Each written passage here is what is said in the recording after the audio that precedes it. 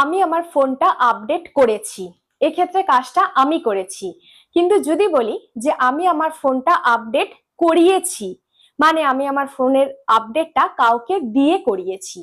এভাবে যখন ইংরেজিতে আমরা কোনো কাজ নিজে না করে কাউকে দিয়ে করিয়ে থাকি, তখন আমরা কৌজেটিভ ভার্বের ব্যবহার করে থাকি। কৌজেটিভ ভার্ব, তার মধ্যে একটা গুরুত্বপূর্ণ কৌজেটিভ ভার্ব হচ্ছে গেট।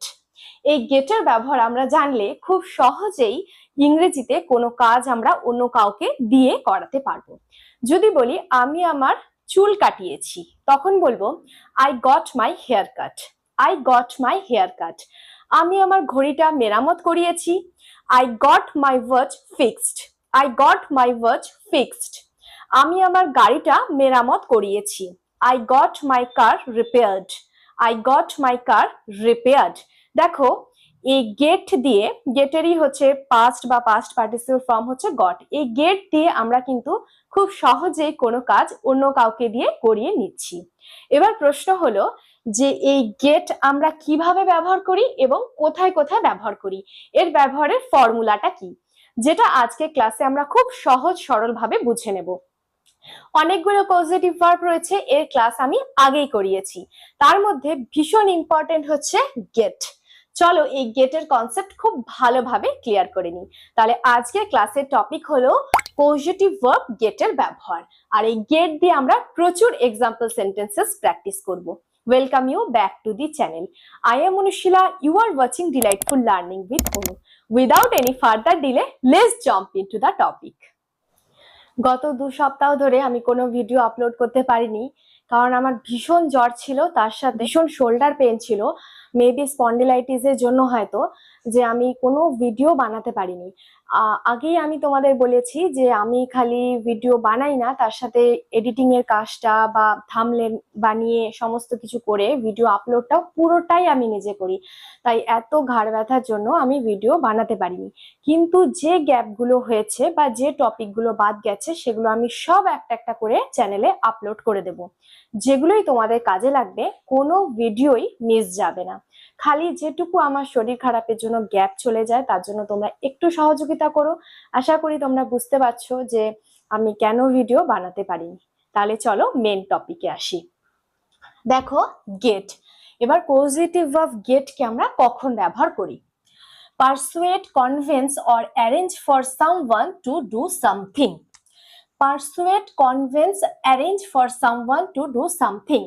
Persuade করা, convince করা বা arrange করা মানে কাউকে রাজি করানো বা মানানো কিংবা ব্যবস্থা করা যাতে অন্য কেউ কাজটা করে দেয়। মানে কাউকে রাজি করিয়ে কাজটা করানো বা কাউকে মানিয়ে কাজটা করানো কিংবা ব্যবস্থা করে ফেলা যাতে সে কাজটা করে, তখনই আমরা গেটের ব্যবহার করি। মানে আমি কাউকে জোর করে কাজটা করাচ্ছি না, কাউকে রিকোয়েস্ট করেও করাচ্ছি না, কাউকে আমি মানিয়ে বা রাজি করিয়ে কাজটা করাচ্ছি, তখনই এইরকম সেন্স বোঝাতে আমরা গেটের ব্যবহার করব। ফর্মুলা 1, প্রথম যে ফর্মুলাটা যেটা গেটের ব্যবহার হয় সেটা হচ্ছে প্রথমে থাকবে সাবজেক্ট, কর্তা, তারপরে গেট। মানে গেট পাস্ট হলে গট, V3 হলে গট বা গটন, গেট থাকবে। তারপরে পার্সন, মানে যে ব্যক্তিটাকে দিয়ে আমি কাজটা করাবো সেই পার্সন থাকবে। তারপরে টু, ইনফিনিটিভ টু থাকবে। টু এর পরে ভার্ব থাকবে। তোমরা সবাই জানো যে টু এর পরে যে ভার্বটা হয় সেটা সবসময় বেস ফর্ম হয়, মানে মেন ভার্বটা হয়। তাহলে পুরো এই স্ট্রাকচারে আমরা সেন্টেন্স গুলোকে তৈরি করব। প্রথমে সাবজেক্ট, গেট, পার্সন, যাকে দিয়ে কাজটা করবো সে, টু, ভার্ব। এটাকে একদম ভালো করে মুখস্থ করে নিতে হবে। Subject, get, person, to, verb, ব্যাস। চলো এবার এক্সাম্পল দিয়ে বুঝে নি। He got the mechanic to repair his bike. সে একজন মেকানিককে দিয়ে তার বাইকটা মেরামত করিয়েছিল বা রিপেয়ার করিয়েছিল। দেখো এটা পাস্টে রয়েছে, তাই গেটের পাস্ট গট হয়েছে। তাহলে সে মেকানিককে দিয়ে তার বাইকটা রিপেয়ার করিয়েছিল। নিজে করেনি, কাউকে দিয়ে করিয়েছে, মেকানিককে দিয়ে করিয়েছে, মেকানিককে রাজি করিয়ে বা মানিয়ে বা অ্যারেঞ্জ করে কাজটা করিয়েছে। তাই আমরা এখানে গেটের ব্যবহার করছি। একদম নিয়ম অনুযায়ী প্রথমে সাবজেক্ট হলো হি, তারপরে গেট, পাস্ট হয়েছে গট, কাকে দিয়ে কাজটা করাচ্ছে? মেকানিককে দিয়ে। পার্সন, এখানে মেকানিক, তারপরে টু হয়েছে, তারপরে ভার্ব, মেন ভার্ব রিপেয়ার। তাহলে একদম ফর্মুলা অনুযায়ী আমরা সেন্টেন্সটা লিখেছি যে সে মেকানিককে দিয়ে তার বাইকটা রিপেয়ার করিয়েছে। হি got the mechanic to repair his bike. এইভাবেই আমরা পুরো সেন্টেন্সটা তৈরি করব। Next, she got her husband to cook dinner. সে তার হাজবেন্ডকে দিয়ে রাতের খাবার বানিয়েছিল। তাহলে সে তার হাজবেন্ডকে দিয়ে কাজটা করিয়েছে, তাই আমরা এখানে গেট করছি। দেখো প্রথমে সাবজেক্ট, তারপর গেট, তারপরে কে করেছে কাজটা, হার হাজবেন্ড, তাই পার্সন, তারপরে হলো টু, তারপরে main verb cook. she got her husband to cook dinner. সে তার হাজবেন্ডকে দিয়ে ডিনার বানিয়েছিল, বানানো করিয়েছিল।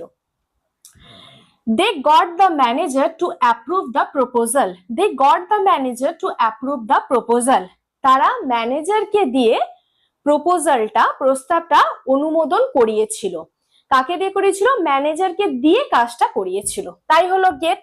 প্রথমে সাবজেক্ট, তারপরে গেট, যাকে দিয়ে কাজটা করিয়েছে ম্যানেজার, তারপরে টু, তারপরে অ্যাপ্রুভ মানে মেন ভার্বটা, অ্যাপ্রুভ দ্য প্রপোজাল।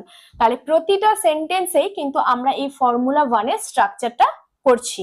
আর যখন কোনো কাজ আমরা কাউকে কনভিন্স করিয়ে, পারসিউট করে কিংবা অ্যারেঞ্জ করে করাচ্ছি, তখন আমরা গেটের ব্যবহার করছি। We got the plumber to fix the leak. We got the plumber to fix the leak. Leak যে হয়ে যায় আমরা কাকে দিয়ে, যে কলের মিস্ত্রিকে দিয়ে সেটা আমরা ঠিক করিয়েছি, নিজেরা না করে মিস্ত্রিকে দিয়ে করিয়েছি। সাবজেক্ট গট, যে কাজটা করছে প্লাম্বার, তারপরে হচ্ছে টু, তারপরে হচ্ছে মেন ভার্ব। সব জায়গায় কিন্তু একই নিয়ম ভাবে হচ্ছে। I got my father to buy me a bicycle. আমি আমার বাবাকে দিয়ে আমার জন্য একটা সাইকেল, বাইসাইকেল কিনিয়েছিলাম। সবই এগুলো পাস্ট টেন্সে ছিলাম আর কি। আমি আমার বাবাকে দিয়ে আমার জন্য একটা বাইসাইকেল কিনিয়েছিলাম, তাহলে কাউকে দিয়ে করিয়েছি, বাবাকে দিয়ে করিয়েছি, তাই হবে গেট। সাবজেক্ট গেট, যাকে দিয়ে কাজটা করিয়েছি ফাদার, তারপরে টু, তারপরে বাই, মেন ভার্ব। তাহলে একদম সহজ, পারসুয়েট, কনভিন্স বা arrange for someone to do something, এটা বোঝালেই আমরা গেটের ব্যবহার করছি। Formula 1, subject get person to আর verb. He got the mechanic to repair his bike. মেকানিককে দিয়ে তার বাইকটা রিপেয়ার করিয়েছিল। She got her husband to cook dinner. তার হাজবেন্ডকে দিয়ে ডিনার রান্না করিয়েছিল। They got the manager to approve the proposal. তারা ম্যানেজারকে দিয়ে প্রপোজালটা অনুমোদন করিয়েছিল। We got the plumber to fix the leak. আমরা কলের মিস্ত্রিকে দিয়ে লিকটাকে ঠিক করিয়েছিলাম। I got my father to buy me a bicycle. আমি আমার বাবাকে দিয়ে আমার জন্য একটা bicycle কিনিয়েছিলাম। The teacher got the students to finish the project. The teacher got the students to finish the project. শিক্ষক কি করেছেন, শিক্ষক বা শিক্ষিকা স্টুডেন্টসদের দিয়ে প্রজেক্টটা শেষ করিয়েছিলেন। শিক্ষক টিচার হচ্ছে স্টুডেন্টদের দিয়ে প্রজেক্টটা শেষ করিয়েছিলেন। আরেকভাবে আরো বলা যায়, we got the mechanic to fix the fan. We got the mechanic to fix the fan. আমরা মেকানিককে দিয়ে ফ্যানটা ঠিক করিয়েছিলাম। এবার এই গেটের আমরা টেন্স পরিবর্তন করতে পারি। গেট, গট, গট বা গটন, 3 ভাবে হয়। এবার দেখিনি ফর্মুলা 2। এবার গেটের আরেকটা ব্যবহার, এটা ভীষণ ইন্টারেস্টিং আর সাথে সাথে খুব কাজের। দেখো এখানে আমি এক্সাম্পল সেন্টেন্সেস গুলো লিখেছি। যদি লেখাগুলো দেখতে অসুবিধা হয়, তোমরা ফোনটাকে হরিজন্টাল করে নাও এবং জুম করে নাও, দেখবে পরিষ্কার করে লেখাগুলো বুঝতে পেরে যাবে। এই ব্যাপারটা হচ্ছে arrange for something to be done by someone else. Arrange for something, কোনো কিছুর ব্যবস্থা করে দেওয়া যাতে অন্য কেউ সেটা করতে পারে, মানে এক প্রকার অ্যারেঞ্জ করে দেওয়া বা ব্যবস্থা করে দেওয়া যাতে কাজটা অন্যকে দিয়ে করানো যায়। এর ফর্মুলাটা কি, এটা হচ্ছে ফর্মুলা 2, একদম ছোট। গেট, প্রথমে সাবজেক্ট থাকবে, তারপরে গেট, গেট এবং টেন্স অনুযায়ী সেটা চেঞ্জ হবে, গেট, গট, গট যেটা হবে। তারপরে থাকবে অবজেক্টটা, মানে যে কাজটা হচ্ছে। ধরো আমি চুল কাটাবো, এই যে চুল কাটার যে কাজটা, যে কাজটার কথা বলা হচ্ছে সেটা থাকবে অবজেক্টে। তারপরে V3, V3 হচ্ছে ভার্বের থার্ড ফর্ম বা পাস্ট পার্টিসিপল ফর্ম।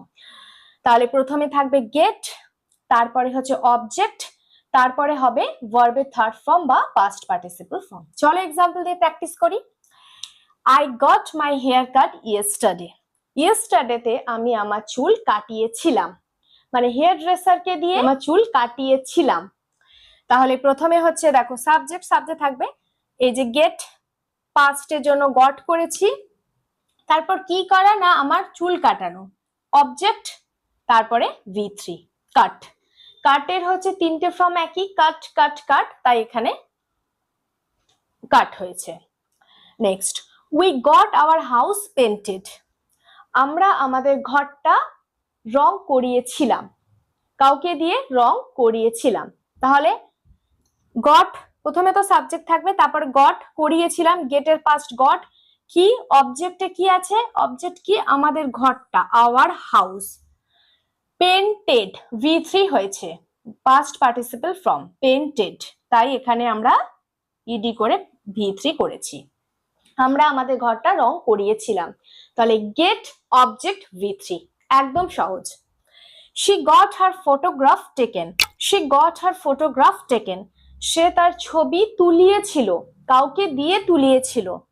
গট গেটের পাস্ট গট হলো, তারপর কি অবজেক্ট কি না তার ফটোগ্রাফটা, কি করেছিল অবজেক্টে, তারপর এবার taken V3, take took taken, third form taken. সব জায়গায় এটা হবে, গেট হবে, তারপরে অবজেক্ট হবে, তারপরে V3 হবে, সেই অনুযায়ী প্রতিটা হচ্ছে। He got his beard trimmed at the salon, সে তার বিয়ারটা সেলুনে ট্রিম করিয়েছিল, দাড়িটা সেলুনে ট্রিম করিয়েছিল। গট কিটা না তার বিয়ারটা, ট্রিমড V3 হলো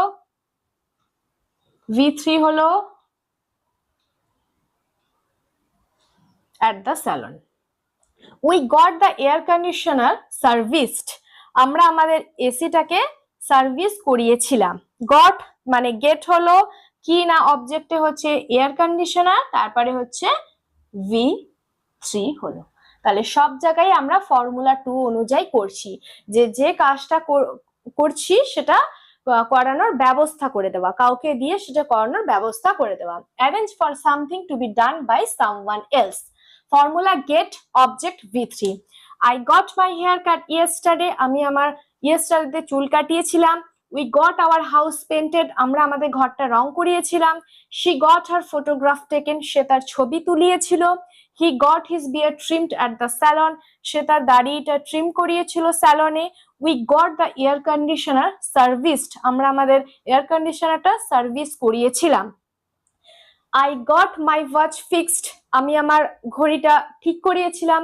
I got my car repaired, আমি আমার গাড়িটা রিপেয়ার করেছিলাম। এক্ষেত্রে অনেকের এই জায়গাটাতেই সমস্যা হয় যে কোথায় গেট করব, কোথায় V3 করব।